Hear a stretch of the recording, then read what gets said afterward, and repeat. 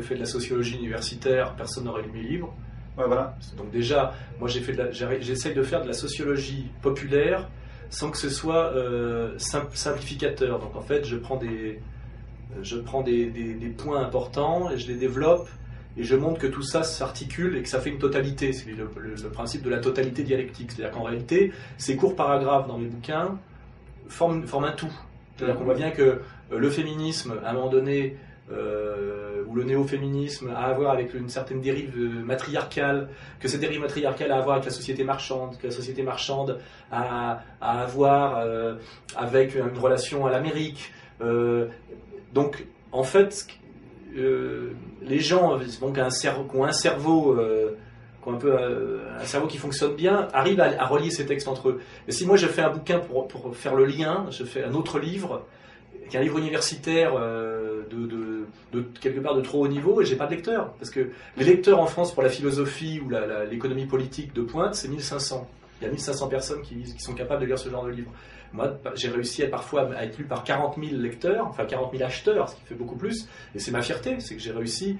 Et en plus, je crée des sujets de réflexion. C'est-à-dire que j'invite les gens par une réflexion qui est un peu à contre-courant, mais bien argumentée, à ce qu'ils se disent, oui, il y a une autre manière de voir la chose. Et, je ne dis pas que c'est la vérité nécessairement, mais c'est logiquement, correctement construit. C'est valable. C'est ça que moi, ce que je prétends, c'est que mon discours s'articule sur le réel et qu'il est, d'un point de vue conceptuel, sans faute.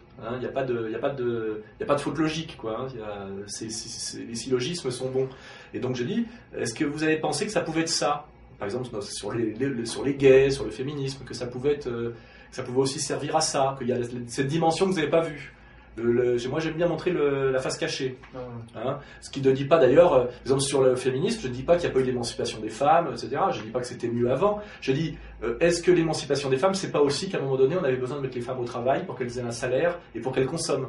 Parce qu'en étant femmes au foyer, elles échappaient à la sphère de la consommation et que la société de consommation contemporaine avait besoin d'élargir sa masse de consommateurs et qu'il fallait que les femmes rentrent dans le circuit. Donc est-ce que ce n'est pas, finalement, mettre les femmes au travail? Est-ce qu'on n'a pas mis les femmes au travail? Est-ce que réellement, par exemple, les femmes ont eu le choix de travailler ou l'obligation de travailler? Et je me dis aujourd'hui, est-ce que le luxe, c'est pas de femmes au foyer? Est-ce qu'il y a combien de femmes ont la possibilité d'être femmes au foyer aujourd'hui? Très peu. Elles sont obligées d'être salariées. Donc c'est ce genre de raisonnements paradoxaux que je mets en avant pour qu'on ait la totalité qu'on puisse penser à la totalité de la chose. C'est-à-dire, oui, effectivement, le travail est une liberté, mais c'est aussi une obligation. Or, une vraie liberté, c'est quand tu n'es pas obligé. Tu vois, si tu me dis, j'ai le droit de travailler, je dis, non, tu as non seulement le droit, mais tu es même obligé pour gagner ta croûte, et en plus, tu ne trouves pas de travail parce qu'il y a du chômage. Donc, d'un seul coup, cette espèce de pétition de principe un peu froide, un peu stupide à force d'être coulée dans le bronze, et on voit qu'elle s'inverse totalement dans la réalité. Et moi, il y a un côté goût du paradoxe, mais derrière, il y a complexité, c'est-à-dire échapper à l'idéologie dominante, qui est quand même un système de slogans très pauvre. La femme est l'avenir de l'homme. Je dis, ah bon, pourquoi? Je ne dis pas que c'est faux ou vrai, je dis que c'est pas démontré. Qu'est-ce que l'avenir? Qu'est-ce que l'homme? Qu'est-ce que la femme? Qu'est-ce que veut dire cette phrase? Pourquoi c'est tel mec qui l'a dit à telle époque? Justement, c'est des sujets vraiment, vraiment où on pourrait écrire un pavé dessus. Par exemple, sociologie du dragueur. Vous avez fait quand même beaucoup de ventes. Oui, ça se vend. Et c'est quand même à la fin d'avoir lu, après avoir lu Sociologie de dragueur, on sait ce qu'est un dragueur, on sait ce que vous avez été, on s'y connaît vraiment sur le sujet, vous l'avez vraiment développé. Alors que là, je veux dire, vous avez fait quand même des ventes, vous avez un style qui permet non plus de pas s'ennuyer comme un truc universitaire qui fait 500 pages. Oui. Donc c'est vrai qu'on attendrait quand même vraiment de développer sur des sujets vraiment... Est-ce qu'il y a besoin de... Moi, ce que j'ai remarqué, c'est que les 3/4 des essais, on va parler dans des livres de Bruckner, ils font 250 pages, ils pourraient en faire 20, en fait c'est un article, ils tirent sur un article en fait pour faire un livre. Est-ce qu'on a autant de temps à perdre que ça dans la vie moderne? Moi je suis désolé, si je peux vous expliquer la question du féminisme en 20 pages, pourquoi je le ferai en 200? Parce que l'université, c'est des trucs de nouveaux riches, c'est-à-dire qu'il faut que... On m'a reproché que mon livre n'était pas assez épais, c'est un truc de crétin de dire votre livre ne fait pas 450 pages, c'est-à-dire que ça c'est du Bourdieu, c'est croire que le sérieux c'est l'épaisseur de bouquin, les notes en bas de page, non. C'est la qualité du raisonnement, je pense que ça peut aller très vite entre gens intelligents. Je pense qu'en 20 minutes, je vous explique à peu près la totalité de la problématique féministe depuis la société victorienne. Ça prend 20 minutes. C'est tout, c'est que moi je vais vite et je vais à l'essentiel. Et est-ce que c'est pas ça qui justement qui vous a posé des tours? Parce que justement, quand on fait référence à vous, c'est comme dire oui, si Nietzsche avait écrit moins d'aphorismes et plus de gros pavés, etc. Quand on fait référence à vous, on sort les petits.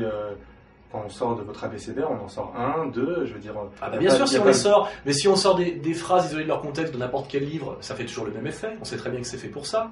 C'est-à-dire que moi, mon abécédaire, d'ailleurs, c'est marqué, il y a l'exergue, c'est le vrai, c'est le tout. C'est une phrase de Hegel, ça veut dire ce que ça veut dire. C'est-à-dire que la vérité, elle est dans la mise en relation de tous ces textes que j'écris qui sont censés essayer de faire un panorama de notre monde actuel. C'est ce problème de... Il y a les gays, il y a la lutte des classes, il y a l'évolution de la lutte des classes, il y a le poids de l'Amérique, il y a la cause palestinienne, etc. Et je fais des... Voilà, et ça crée un paysage global. Alors si vous me dites... on m'a reproché de dire oui, vous parlez beaucoup du problème israélo-palestinien dans mon livre. Je fais non. Je crois que 5 textes sur 6 sont sur un sujet totalement différent. Et c'est vous qui ne voulez voir que ça. Or, la réalité, c'est effectivement, il y a 1/6 de féminisme, 1/6 de questions palestiniennes, 1/6 de rapport de classe. Et je dis, la problématique actuelle, c'est il y a ces lignes de force qui jouent et qui interfèrent. Et effectivement, j'ai essayé de les restituer dans leur juste proportion.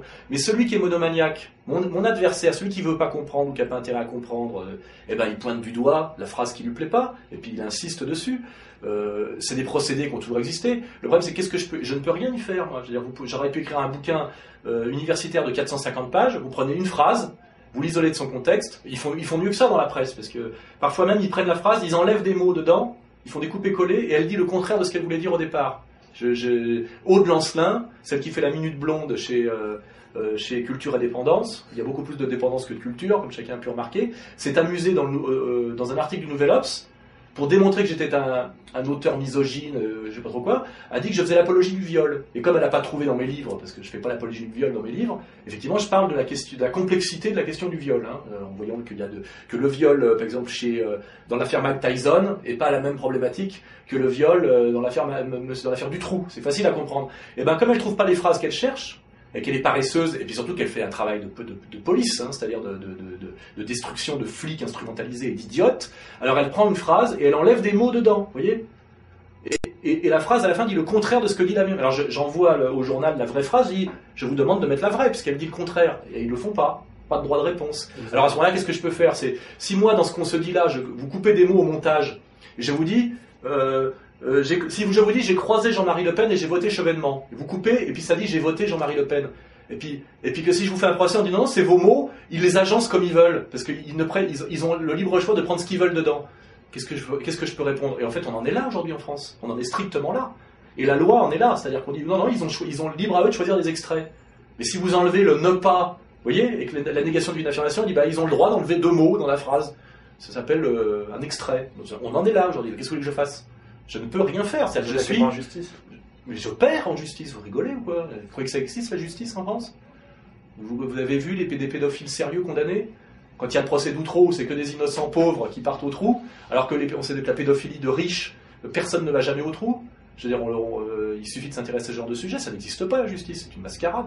Je veux dire, c'est-à-dire que si vous n'avez pas des puissants réseaux derrière vous, et si vous n'êtes pas dans le sens de l'idéologie dominante, vous en prenez plein la gueule, ou alors il faut 25 ans de combat acharné pour à la fin avoir raison, et pendant ce temps-là vous êtes épuisé dans un combat stérile. C'est-à-dire que moi j'écris des bouquins comme on sème des graines dans une terre aride, et puis de temps en temps il y a une fleur qui pousse, c'est-à-dire qu'il y a des gens comme vous qui viennent me voir et qui ont compris ce que j'écrivais. Mais les gens qui peuvent me traiter de fasciste, d'antisémite, de misogyne, d'homophobe, de tout ce qu'ils veulent, et même ce qui est plus drôle, c'est que Finkielkraut se permet de le faire. Alors que je vous signale que si vous prenez ce qu'il écrit, à 90%, c'est strictement le même contenu que mes livres. C'est-à-dire que non seulement il écrit pratiquement la même chose que moi sans aller au bout du raisonnement, mais en plus il flingue la concurrence. C'est-à-dire qu'on est sur le même créneau un peu. Et donc, et il m'assassine en même temps, vous voyez. Et Elisabeth Lévy a fait la même chose. Elle a écrit Les Maîtres censeurs au moment où je sortais Socrate à Saint-Tropez, et elle a flingué mon livre pour que le sien se vende, parce qu'il y avait beaucoup de proximité. Les 2 livres étaient très chevènementistes à l'époque où c'était pas la mode. Parce que c'est Chevènement qui a réhabilité ce discours républicain, national, le premier qui a dit sauvageon, avant que les autres disent racaille, vous voyez, il y a eu un crescendo. Et ça, c'est comme ça, je ne peux rien y faire. Je ne peux rien y faire, qu'est-ce que vous voulez dire? On a bien crucifié Jésus, je veux dire, bon, alors, qu'est-ce que vous voulez qu'on... quand on sait ça,